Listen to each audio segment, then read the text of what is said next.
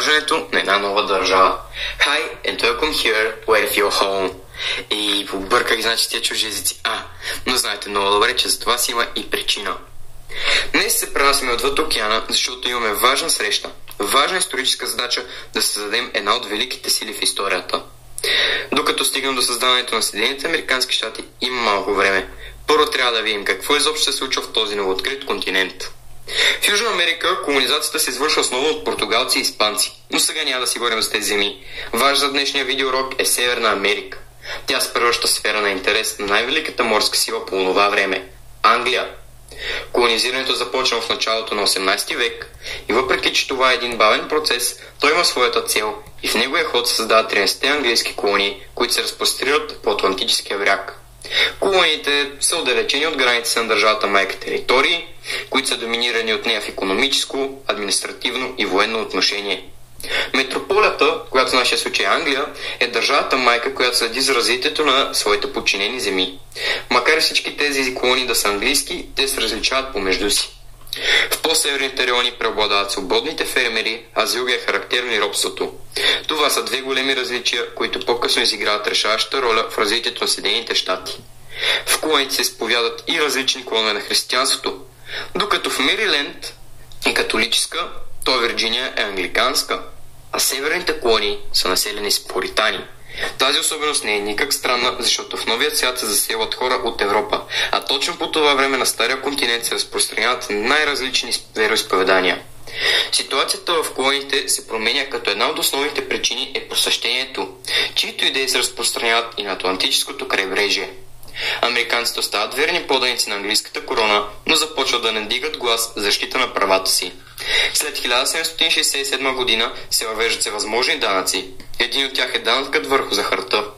И дори не само върху нея, но и върху меласата, която е стачен продукт при производството на сладкото вещество и обикновено англичаните изхвърлят. Друг особен данък е гербовия данък. С такса са обложени всякакви печатни произведения, включително и картите за игра. Американците го възприемат като посегателство върху свободата на словото и открито демонстрират своето негативно отношение. Най-големият проблем на американското общество е това, че те нямат представители в английския парламент. Тяхната логика е такава, че щом няма кой да говори за нуждите и интересите им в Лондон, тогава те няма да плащат данъци. Първият сериозен акт на неподчинение е Бостонското чайно парти през 1773 година. В действителност никой не пие чай. Американците сипват големи количества чай в океана и ако си помислите целта е просто да си подиграят на английската любов към напитката, то тогава грешиш. Изобщо не е така. По това време чаят е бил една скъпа и луксозна стока, която се продава повече от добре на европейските пазари, а неговото унищожение води до огромни финансови загуби за Англия. Ситуацията не вещае нищо друго, освен война. През 1774 в Филаделфия се провежда първият континентален конгрес и се поставя въпроса за прекратяване на всякакви връзки с Англия. Година по-късно в Мазачузетс гръмва първата пушка и войната повече не търпи отлагане. На втория континентален конгрес е приет един от най-важните документи в американската история, именно Декларацията за независимостта. Нейн автор е Томас Джефърсън, а датата на подписване е 4 юли 1776 година, който и до днес е национален празник на Съединените щати. В нея залягат идеите на просвещението за равенство, право на живот и свобода, както и, внимавайте, стремеж към щастието. Никога до сега стремежът към нещо толкова абстрактно, като личното щастие, не е било залагано в официален държавен документ. Войната ескалира, когато американците създават своя континентална армия, предложена от харизматичния, но нисък и с развалени зъби Джордж Вашингтон. В конфликта се включва и Франция, която по това време е враг на англичаните. Решителното сражение, което слага край на войната, е битката при Йорктаун, следствие на която английската войска капитулира. През 1783 година в Париж е подписан мирен договор, с който се дава началото на Съединените американски щати. Като подарък, американците получават статуя на свободата, намираща се в Нью-Йорк. През 1787 се свиква Конституционно събрание с названието Конвент.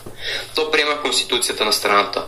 Според нея трите власти са разделени на изпълнителна в ръцете на президента, законодателна за Конгреса и съдебна, която да се ръководи от съдилищата. Трите власти взаимно се контролират, но остават и разделени една от друга.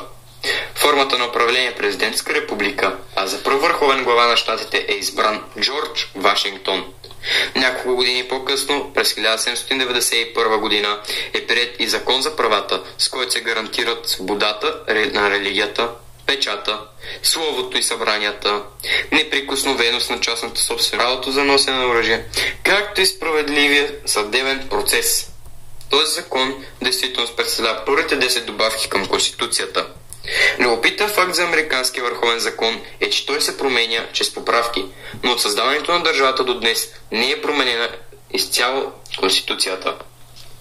И така, по пътя на войната, американците успяват да извоюват свободата си и правото на самостоятелна държава, която тръгва по пътя на републиканското и федеративно управление. А сега, бай от мен и до скоро при следващите вълнуващи видеоуроци.